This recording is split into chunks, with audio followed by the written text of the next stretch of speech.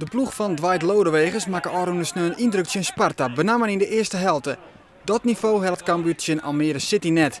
De Leeuwters zijn wel de betere ploeg, krijgen ook wel kansjes. Jeroen de Roorden voor Oliver veldballen, maar echt goed is het net. Krijgt voor het skoft. Hemmen maar de actie, gunt de bal aan Oebele Skokker, maar die had te volle tijd nodig om aan schot te komen en dan is de kans voorbij.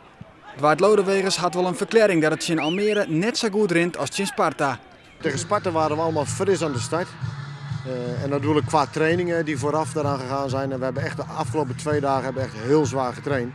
En het viel ons eigenlijk nog mee hoe ze overeind bleven. Want de zwaarte van de trainingen was dusdanig dat we eigenlijk verwacht hadden dat ze na 60 minuten in elkaar zouden zakken. In de tweede helft scoort Cambuur wol. Martijn van der Laan maar de knappe actie. Combinatie tussen Bakker en Hemmen komt uiteindelijk weer uit bij Van der Laan. Die tikt de bal weer om naar Hemmen en hij scoot de bal cool onder de keeper terug en maakt het de enige goal van de wedstrijd.